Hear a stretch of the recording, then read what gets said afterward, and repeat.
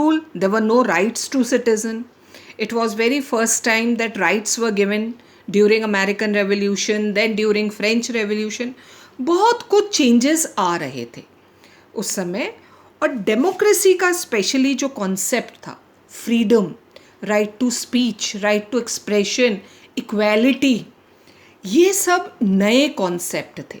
France में society was divided into 3 estates, first, second, third. First and second estate enjoyed all the privileges, while the third estate no privileges, they have to pay taxes. तो कहाँ है equality? वो सारे differences को ख़त्म किया French revolution ने. And all the citizens were considered as equal. Everybody has to pay tax. वो सब उस दौरान स्टार्ट हुआ. तो that was like a change in Europe. Europe की पॉलिटी में, यूरोप की पॉलिटिक्स में अब धीरे धीरे चेंज आने लगा. And that is what we have this year, the rise of nationalism in Europe. France से हर चीज़ स्टार्ट हुई, पूरे यूरोप में स्प्रेड हुई. Why only Europe we are studying children? Because Europe was at that time the master continent. सबसे important continent कौन सा था? यूरोप. यूरोपियन कंट्रीज़ ही तो रूल कर रहे थे बाकी वर्ल्ड पे. Whether we talk about India, the rest of the Asian countries, the African countries, ये सब तो कॉलोनीज़ थे अलग अलग यूरोपियन कंट्रीज़ के. तो जो भी चेंजेस, एंड कॉलोनीज़ या स्लेव्स जैसे हम कहें, we were like slaves to them. Slaves are not allowed to bring any change, they just have to obey their masters. Change लाने का अधिकार सिर्फ किसे होता है? मास्टर्स को. तो यहाँ हम उसी मास्टर कॉन्टिनेंट के बारे में पढ़ेंगे, कैसे चेंज स्टार्ट हुआ, कैसे डेमोक्रेसी आई, कंट्रीज़ इंडिपेंडेंट हुए. I told you there were big empires. उन एम्पायर्स के बारे में हम पढ़ेंगे. ठीक है? So let's begin our chapter for the day, the rise of nationalism in Europe. I hope you all have bought your books. Children, it's very important to have a book in front of you, otherwise you won't be able to understand this chapter. और आपको पता है आपका syllabus reduce हुआ है.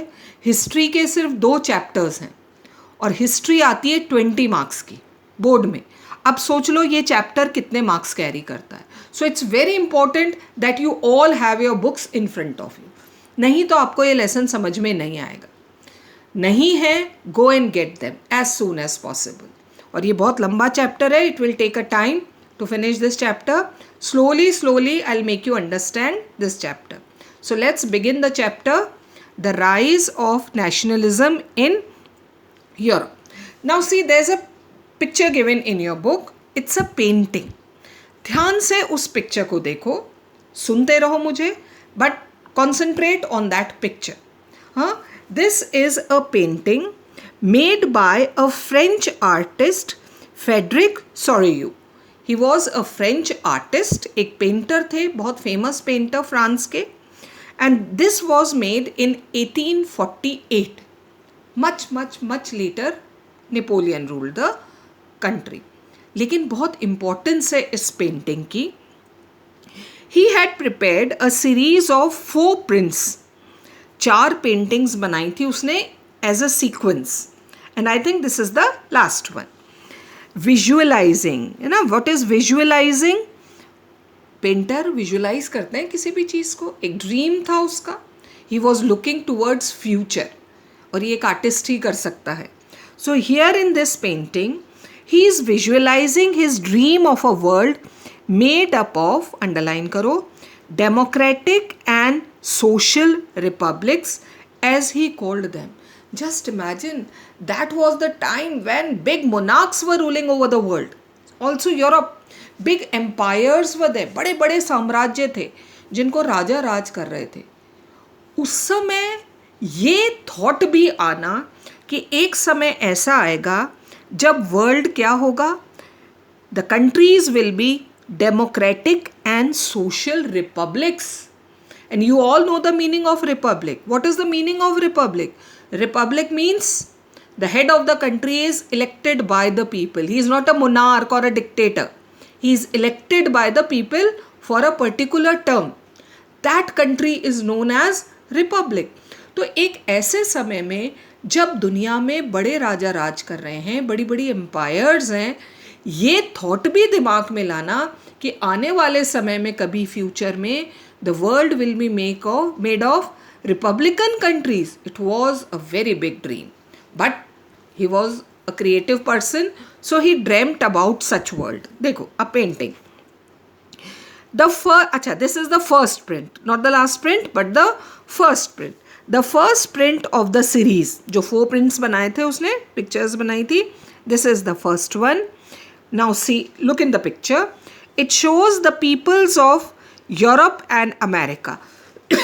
पूरे Europe, आज जो कंट्रीज है ना वो सब है, देखो, a long line of people, long line of people, men and women of all ages and social classes, rich and poor, marching in a long train, a long line, they were moving towards and offering homage to the Statue of Liberty. Now this is not that Statue of Liberty जो America में है, this is another Statue of Liberty. तो वो statue देखो दिख रही है आपको, they all are marching towards, है ना, उन्हें अपने रिस्पेक्ट पे करने, होमेज पे करने, they are marching towards that statue of liberty and they are moving forward. दिख रहा है? Okay. As you could recall, artist of the time of the French revolution, पढ़ा था फ्रेंच रेवोल्यूशन के time, they personified liberty. आपने कुछ वहाँ एलिगरीज पढ़ी होंगी, कुछ फीमेल वो सिम्बल्स पढ़े थे फ्रेंच रेवोल्यूशन के बीच में, एक पेज में कुछ सिम्बल्स थे, उसमें लिबर्टी को भी personify as a female figure किया गया था। उन्होंने लिबर्टी को फीमेल फिगर बनाया था और वो ही female figure we can see in this painting.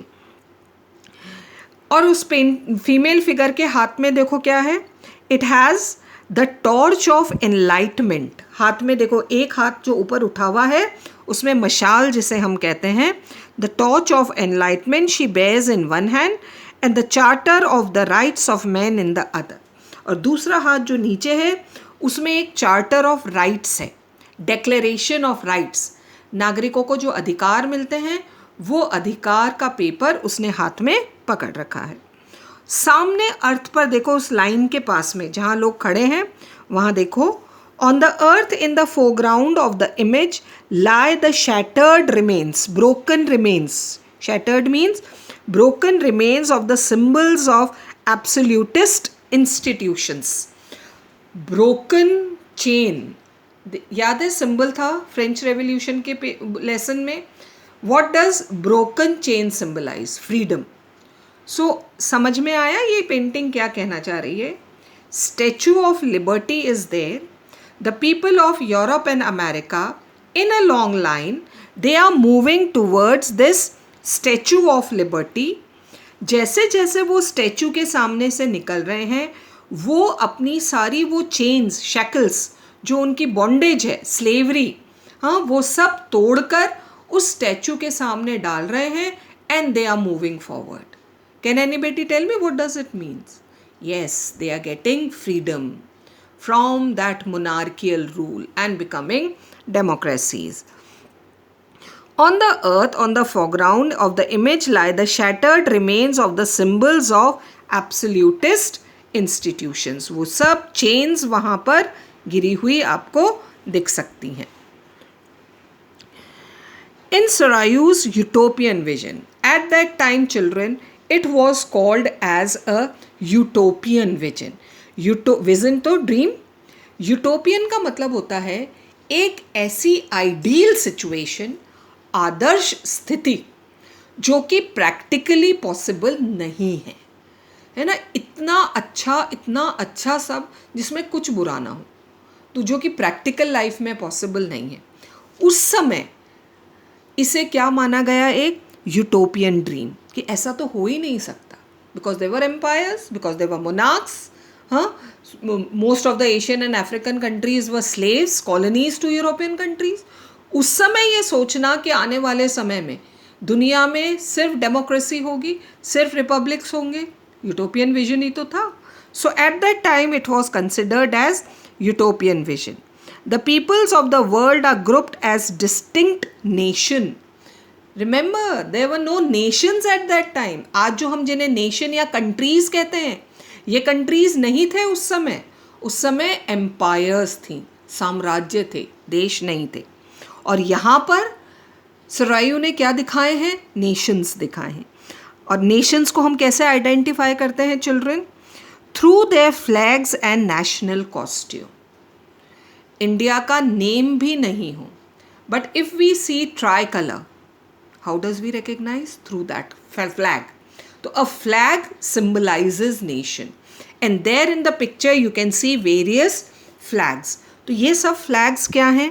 They are symbols of the countries, जो उस समय नहीं था, लेकिन आर्टिस्ट ने अपनी पेंटिंग में वो flags दिखाए हैं.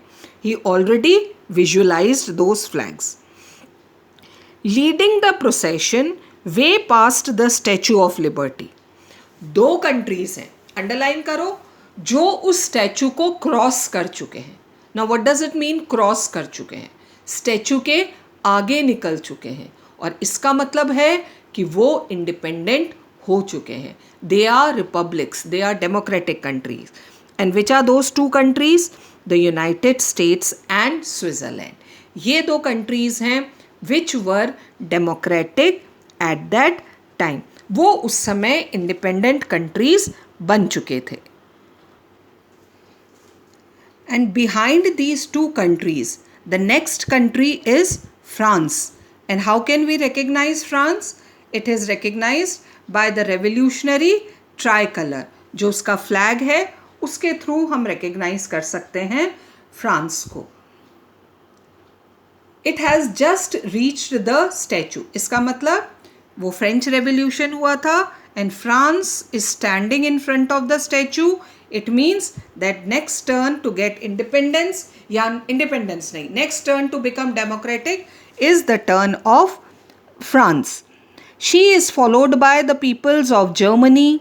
और नेक्स्ट कंट्री है जर्मनी. और फ्लैग कलर क्या है? Black, red and gold flag. Now interestingly, very interesting thing children, जिस समय ये पेंटिंग बनी है, कौन सा ईयर है?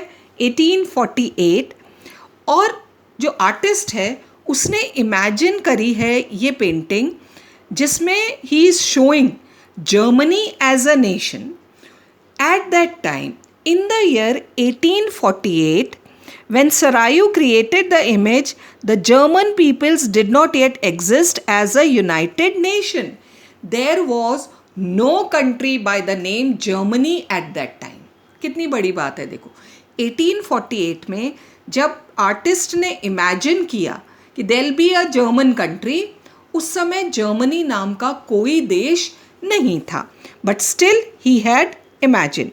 The flag they carry is an expression of liberal hope, but still he had painted that country, he had showed that country. It means the German people, they were so enthusiastic, they had this hope that one day they will become one German nation. Hopes in 1848 to unify the numerous German-speaking principalities. Principalities means small states. Europe में उस समय Germany नाम का कोई country नहीं था. छोटे छोटे एरियाज़ थे जहाँ के लोग जर्मन लैंग्वेज बोलते थे, और वो एरियाज़ भी अलग अलग एम्पायर्स के अंडर में थे. But the people, they dreamed of making a German nation. और वही ड्रीम, वही होप पेंटर ने यहाँ पर दिखाया है. And they wanted to become a democratic country. Next to German people are the peoples of Austria, the Kingdom of Two Sicilies, Lombardy, बहुत सारे countries हैं, है ना, Hungary, Russia, etc. तो all these countries which were empires at that time, the people are standing in that trail, the people are standing in that line because they all wanted to get freedom. They all are marching towards that Statue of Liberty. फिर ध्यान से painting देखो. From the heavens above, ये तो अर्थ पर हो रहा है सब कुछ, और from the heavens above Christ, saints and angels gaze upon the scene. Remember children, we are talking about European countries and the major religion in Europe is Christianity.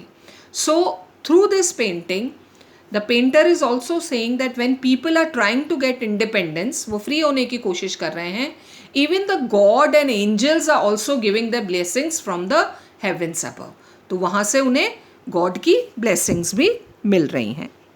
They have been used by the artist to symbolize fraternity, brotherhood among the nations of the world. Because Christian religion was the major religion, so Christ and saints and angels are being used by the painter to show brotherhood among these nations. So this is the painting which was made by a French painter in 1848. इसे utopian vision माना गया because that was the time of large empires, big empires.